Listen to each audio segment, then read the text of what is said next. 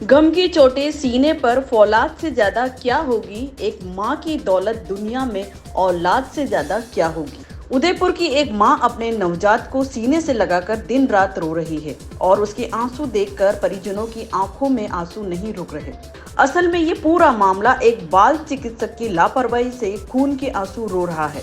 पीड़ित योगेश जोशी ने बताया कि पत्नी के गर्भवती होने के बाद उदयपुर के मैग्नस अस्पताल में डॉक्टर शिल्पा गोयल का इलाज चल रहा था। पहले तो डॉक्टर गोयल ने प्रेगनेंसी के 7वें महीने में पेट का लिक्विड कम बताकर डिलीवरी का दबाव बनाया और बाद में डिलीवरी के बाद डॉक्टर मनोज अग्रवाल ने लापरवाही बरतते हुए बच्चे का आरोपी टेस्ट ही नहीं लिखा। परिजनों को इसका पता तब चला जब बच्चा 6 महीने का हुआ और देख नहीं पा रहा था। उसके बाद परिजनों ने फिर से डॉक्टर अग्रवाल को दिखाया तो अपनी गलती मानने की बजाय डॉक्टर ने डिस्चार्ज समरी ही आरोपी टेस्ट लिखकर बदल दी। बाद में वे दिल्ली एम्स गए जहां डॉक्टर ने कहा कि अब इसका इलाज संभव नहीं। परिजनों ने हॉस्पिटल प्रबंधन और चिकित्सकों पर लापरवाही के आरोप लगाते हुए कानूनी कार्रवाई की मांग की है। पीड़ित जोशी ने बताया कि प्रीमेच्योर बेबी के जन्म के बाद शिशु रोग विशेषज्ञ डॉक्टर मनोज अग्रवाल ने उनका आरोपी टेस्ट नहीं लिखा और डिस्चार्ज समरी परिजनों को देते हुए बच्चे को स्वस्थ बताकर उन्हें सौंप दिया। लेकिन अब 10 माह का बच्चा पूर्ण रूप से अंधा हो चुका है। उसका हैदराबाद में इलाज जारी है। उन्होंने कहा कि उनकी पत्नी अपूर्वा के गर्भवती होने के बाद वे गायनिक डॉक्टर शिल्पा गोयल से इलाज लेने गए थे, जहां 7 महीने तक उनका रूटीन चेकअप और जांचें चलती रही, जो सभी नॉर्मल थी। 7वें महीने में डॉक्टर गोयल ने सोनोग्राफी करवाई और उसमें एमनियोटिक फ्लूइड कम होने की बात कहते हुए डिलीवरी करवाने का दबाव बनाया। जांच रिपोर्ट में एमनियोटिक फ्लूइड की वैल्यू 3.9 थी और नॉर्मल 8 से 9 के बीच होनी चाहिए। ऐसे में परिजनों ने उसी दिन वही सोनोग्राफी अर्थ डायग्नोस्टिक पर करवाई, जिसमें उसकी वैल्यू 8.2 आई, जो नॉर्मल थी। ये बात जैसे ही परिजनों ने डॉक्टर शिल्पा गोयल को बताई तो उन्होंने मैग्नस अस्पताल में फिर से सोनोग्राफी की, जिसमें वही वैल्यू 5.8 आ गई। इससे साफ है कि एक ही अस्पताल में 4 घंटे के अंतराल में हुई 2 सोनोग्राफी की रिपोर्ट में ही अंतर है, जबकि अर्थ पर हुई जांच में नॉर्मल आई है। इसके बाद भी डॉक्टर गोयल ने उन्हें अगले ही दिन भर्ती होकर डिलीवरी करवाने का दबाव बनाया। गर्भवती महिला और उसके परिजन काफी डर गए और डॉक्टर की सलाह मानते हुए डिलीवरी करवा दी। डिलीवरी के बाद जन्मे प्री मेच्योर बेबी को मैग्नस अस्पताल के NICU में करीब 21 दिन तक भर्ती रखा और उसके बाद डिस्चार्ज किया गया। ऐसे में उस अस्पताल में एक डिलीवरी का बिल करीब 4 से 5 लाख तक बन गया, जो पीड़ित की ओर से चुका दिए गए हैं। इसके बाद शिशु रोग विशेषज्ञ डॉक्टर मनोज अग्रवाल की निगरानी में बच्चे का इलाज चलता रहा। परिजनों ने बताया कि डॉक्टर मनोज अग्रवाल ने लापरवाही बरतते हुए बच्चे का आरोपी टेस्ट नहीं करवाया, जिस कारण नवजात ने हमेशा के लिए अपनी आंखों की रोशनी खो दी है। जबकि हर प्रीमेच्योर बेबी का आरोपी टेस्ट आवश्यक होता है। जब नवजात 3 माह का हुआ तो उसकी आंखें एक जगह स्थिर नहीं रहकर 360 डिग्री रोटेट हो रही थी। इस पर परिजनों ने फिर से डॉक्टर को बताया तो उन्होंने सब ठीक है कहकर भगा दिया, लेकिन 6 माह तक भी नवजात आंखों को स्थिर नहीं रख पा रहा था। ऐसे में परिजनों ने फिर से डॉक्टर अग्रवाल को दिखाया। इस पर उन्होंने मधुबन स्थित ASG अस्पताल में दिखाने को बोला। ASG अस्पताल में डॉक्टर रोहित योगी ने नवजात को देखते ही दिल्ली एम्स में सर्जरी करवाने की सलाह दी। उसके बाद मैग्नस के डॉक्टर अग्रवाल ने परिजनों को फिर से अपने पास बुलाया और एम्स में अपॉइंटमेंट दिलाने के बहाने ओरिजिनल फाइल अपने पास रख ली, जो एक दिन बाद वापस लौटाई गई।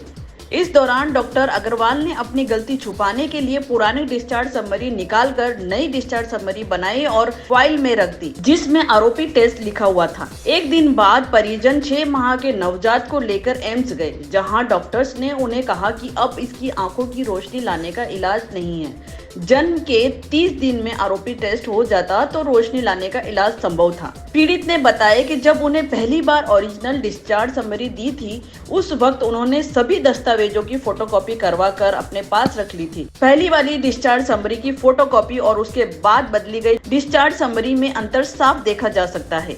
अब बच्चे का हैदराबाद में एक अस्पताल में इलाज चल रहा है, जिसमें भी रोशनी लौटाने की संभावनाएं ना के बराबर है।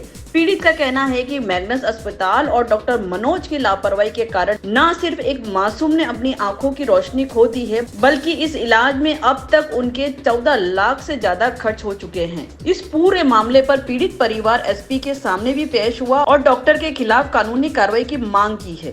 लेकिन एसपी ने डॉक्टर पर सीधा मुकदमा नहीं होने का हवाला देते हुए जांच कमेटी बनाकर जांच की बात कही है। पीड़ित ने बताया कि जांच कमेटी बनाने के बाद को भी 2 महीने हो चुके हैं, लेकिन अब तक कोई कार्रवाई नहीं हुई है।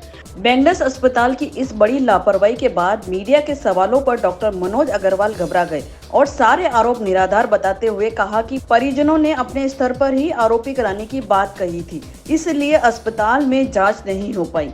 परिजनों के पास किस डिस्चार्ज समरी की फोटोकॉपी है, वो कहां से आई, उन्हें मालूम नहीं है। ये बच्चा है, आज ये इसकी आंखों से देख नहीं पा रहा है। ये पूरी गलती डॉक्टर की लापरवाही से हुई है, जो शिशु रोग के विशेषज्ञ मैग्नस अस्पताल उदयपुर में मनोज जी अग्रवाल। ये बच्चा प्री मेच्योर डिलीवरी कराई थी उन्होंने, ठीक है, क्योंकि वहाँ पे जब 7 महीने तक हम डॉक्टर शिल्पा गोयल, जो जिनका मैग्नस हॉस्पिटल है, 7 महीने तक हम वहाँ पे बताते रहे फॉलोअप के लिए। जैसे ही हम 7वें महीने वहाँ पे बताने के लिए गए, उस दिन उन्होंने इसकी सोनोग्राफी लिखी। तो जिस दिन इनकी माताजी की सोनोग्राफी लिखी, तो उस दिन हमने सोनोग्राफी कराई। उस सोनोग्राफी में उन्होंने बोला कि इसका वाटर लेवल बहुत कम है पेट के अंदर, तो बच्चे या माँ की जान को खतरा, अर्जेंट डिलीवरी कराना पड़ेगा। उसके बाद में मैं वहीं से अर्थ डायग्नोस्टिक गया, जो मधुबन में स्थित है। वहाँ पे मैं इसकी जांच कराने के लिए जो हमने वहाँ पे सोनोग्राफी कराई, वो और जो मैग्नस की सोनोग्राफी थी, दोनों विरोधाभास है। ये सोनोग्राफी बहुत अच्छी है। उसके बाद में मैं वापस मैग्नस में गया, तो उन्होंने उसी दिन अपनी तीसरी सोनोग्राफी करी। उस तीसरी सोनोग्राफी में यहाँ का जो वाटर लेवल था वो और अलग आया। तो भी उन्होंने बोला कि हमको अर्जेंट डिलीवरी करनी पड़ेगी, माँ या बच्चे की जान को खतरा है। कल 11 बजे तक अगर आप मेरे पास आते हो तो मैं आपकी डिलीवरी या केस को हाथ लगाऊंगी। तो हम अगले दिन डिलीवरी के लिए गए, ठीक है। उसके बाद में उन्होंने डिलीवरी करी और 21 दिन तक ये बच्चा एनआईसीयू में था, और उन्होंने इसकी आंखों की कोई जांच नहीं करी, दूसरी कोई जांच नहीं करी। बिल बनाते गए वो, और हम बिल चुकाते गए। उसके बाद में हम वहाँ पे पूछते भी थे उनको कि सर ये स्वस्थ है ना, कि सब कुछ सही है ना? तो क्या हमने इनकी सारी जांचें कर रखी, बिल्कुल सही। और जब आप इसको डिस्चार्ज करेंगे तो इसकी ए से लेके जेड तक सारी जांचें करके आपको हैंड ओवर करेंगे, ऐसे ही हैंड ओवर नहीं करेंगे। तो उसके बाद में जब इन्होंने हैंड ओवर करा तो हम बच्चे को घर लेके आ गए। उसके बाद में हम एक एक चीज़ उनसे व्हाट्सएप पे और फ़ोन पे पूछते थे, ठीक है। ऐसे करके हम टीके भी उन्हीं से लगवा रहे थे। उन्होंने बोला कि अभी हम गवर्नमेंट में रिस्क नहीं ले सकते, अभी टीके भी अपन ही लगाएंगे, ठीक है। उसके बाद में जब ये सारी कंडीशन हुई, तो बच्चा जब 5-6 महीने का हो गया, हम हर महीने बताने जाते। उसके बाद में हम उनको बोलते कि सर ये देखना कब स्टार्ट करेगा, आपको इतनी जल्दी क्या है, ये बच्चा प्री मेच्योर है, इसको 2 महीने पहले लेके चलो, इसको आप दूसरे बच्चों से कंपेयर मत करो। ऐसे ऐसे करके उन्होंने 5-6 महीने निकाल दिए। फिर मैंने 6ठे महीने में बहुत ज़्यादा फोर्स करा। मैंने कहा सर अभी 6 महीने का हो गया। उन्होंने लेके इसकी जांच लिखी कि आप एएसजी अस्पताल में मधुबन में जो स्थित है आंखों का, वहाँ पे इसकी जांच कराओ। वहाँ पे जब मैं जांच कराने गया तो 4-5 घंटे की इसकी जांच के बाद में उन्होंने हमको बोला, जो वहाँ पे डॉक्टर रोहित योगी है, कि आप इस बच्चे को दिल्ली एम्स में ले जाना पड़ेगा, इसकी सर्जरी होगी। तो हम लोग घबरा गए। उसके बाद में हमने इसकी जाँच वहाँ पे हम ले जाते, पर हमने वापस, इन्होंने बोला कि आपके जो पीडियाट्रिशियन है, शिशु रोग विशेषज्ञ मनोज जी अग्रवाल, आप उनसे बात करिए। हम वहाँ पे गए, हमारे पास ओरिजिनल सारी रिपोर्ट्स थी। हम वहाँ पे गए, उन्होंने बोला कि दिल्ली में हमारे साथ के जो डॉक्टर है वो वहाँ पे काम करते हैं, हम आपकी अपॉइंटमेंट बुक कराते हैं, ठीक है, मैं आपकी अपॉइंटमेंट बुक करा दूंगा। तो आप ये रिपोर्ट यहीं छोड़ जाओ, मुझे व्हाट्सअप करनी पड़ेगी। हमने सब रिपोर्टें छोड़ दी। उसके बाद में जब हम अगले दिन दिल्ली के लिए रवाना हो गए, और दिल्ली में जब हमने इसको बताया हमारे बच्चे को, तो उन्होंने बोला कि आप इतना लेट क्यों आए हो, इस बच्चे को तो आपको जल्दी लाना था, 5-10-15 दिन में। तो हमने कहा कि हमारे डॉक्टर ने नहीं बताया। तो उन्होंने बोला कि बच्चा जीवन भर नहीं देख पाएगा, ये अंधेपन का शिकार हो गया है, क्योंकि इसका आरोप भी टाइम पे नहीं हुआ है। तो हम जा रहे थे, मेरे पास उसके सारे सबूत थे। उसी दिन उन्होंने रिपोर्ट बदल दी। उसके बाद में जब हम इनका सारा जो भी था, वहाँ से फिर हम हैदराबाद गए, इनका इलाज कराया, पर आज भी रिजल्ट 0 है, 5 महीने हो गए। उसके बाद में जब मैं उदयपुर पहुंचा तो मैंने सारी रिपोर्ट्स, मेरे पास उसकी जेरोक्स सब की हुई थी, जो चीज़ शायद उनको नहीं पता थी। तो मैंने वो जेरोक्स जब घर से मैच करी, तो वो और ये दोनों बिल्कुल विरोधाभास थी। उसके बाद में मुझे पता चला कि डॉक्टर का इतना बड़ा षड्यंत्र है कि उन्होंने इसका इलाज तो नहीं करा और रिपोर्टें तक बदल दी, क्योंकि उनको पता था कि मेरी गलती है, तब जाके उन्होंने ये रिपोर्टें बदली। बच्चे का तो आज भविष्य जो है आपके सामने, आज रिजल्ट 0 है, पर उन डॉक्टर के खिलाफ कानूनी कार्रवाई हो, उनको सज़ा मिले, उनका लाइसेंस रद्द हो, ताकि वो भविष्य में किसी दूसरों के साथ ये सब नहीं कर पाए। आज मेरे बच्चे के साथ जो हो गया, वो तो रिजल्ट आप लोगों के सामने 0 है आज ही, क्योंकि इसका आई ट्रांसप्लांट भी कोई इलाज नहीं है। आप अगर कहीं हो तो मैं आपसे निवेदन करूँ, आप मुझे बताना। मैं तो इस बच्चे के लिए 50 से 80 डॉक्टरों से, 100 डॉक्टरों से मैंने बातचीत कर ली, ऑनलाइन नंबर निकाल के, क्योंकि मेरा दिन भर यही काम है। पिछले इतने टाइम से मैं यही कर रहा हूँ, पर सब ने मुझे मना ही करा। अहमदाबाद में भी मना करा, जयपुर जोधपुर में भी मना करा, दिल्ली में भी मना करा। दिल्ली में मैंने दूसरे डॉक्टरों को भी बताया जो उन्होंने एम्स में जॉब कर रखी है, जो वहाँ से रिटायर्ड हो चुके हैं, उन्होंने भी इसका रिजल्ट 0 ही बोला है। 30 दिन में आरोपी कराना होता है, आपको कितने दिनों बाद पता पड़ा कि आरोपी कराना? हमको जब ये तीसरे चौथे महीने का हो गया तब हम जब जाते थे इनके पास, सर ये देख नहीं रहा, ये आंखें 360 घुमाता था, तो वो चुटकुली बजाते थे, देख तो रहा है, तो इसको टाइम लगेगा, ये 2 महीने प्री मेच्योर है, धीरे धीरे देखेगा। उन्होंने हमको ये चीज़ बोली, हम ठीक है चले गए। 5वां महीना हुआ, फिर मैंने बहुत ज़्यादा फोर्स करा, तो उन्होंने फिर ASG में जाँच लिखी। उसके बाद में आरोपी भी नहीं लिखा उन्होंने सिर्फ ASG हॉस्पिटल में आई की जांच लिखी। आरोपी मुझे दिल्ली जब एम्स में गया तब मुझे पता चला कि इस केस को आरोपी कहते हैं, रेटिनापैथी ऑफ प्री मेच्योरिटी। इसमें 5-6 महीने का गैप आ गया। तो ये जो इसका इलाज सिर्फ 1 महीने के अंदर संभव है। ये आप इस भारत के किसी भी डॉक्टर को पूछोगे, ये लाइन आपको कोई भी डॉक्टर बोल दे, चाहे अपने यहाँ के RNT के डॉक्टर्स को बोले आप या किसी भी डॉक्टर को बोले, ये चीज़ जिसने भी मेडिकल की पढ़ाई कर रखी है वो इस तर्क को जानते हैं। हमारे यहाँ जो भी प्रीमेच्योर बच्चे होते हैं, आज तक की हम हिस्ट्री उठा के देख सकते हैं, हम सभी प्रीमेच्योर बच्चों का एक आंखों की जांच होती है जिसे हम आरोपी कहते हैं, रेटिनोपैथी ऑफ प्रीमेच्योरिटी, जो कि आंखों की जांच कब होती है? 3 वीक्स के बाद में। जिस दिन बच्चा बोर्न हो जाता है उसके 3 हफ्ते बाद हम बच्चों की आंखों की जाँच करवाते हैं। तो हमारी आप फाइल चेक कर सकते हो, हमने जब बच्चा डिलीवर हुआ था, हर फाइल पे हम चौथे दिन प्लान कर लेते हैं कि बच्चे का डिस्चार्ज से पहले 3 वीक्स कंप्लीट होने के बाद अपने को एक आंखों की जांच करानी है। हम लोग डॉक्टर रोहित योगी को बुलाते हैं जो कि ASG आई सेंटर में कार्यरत है। तो हमने चौथे दिन प्लान बना लिया था। फिर डिस्चार्ज हमने इसको 15 अगस्त को किया था बेबी को।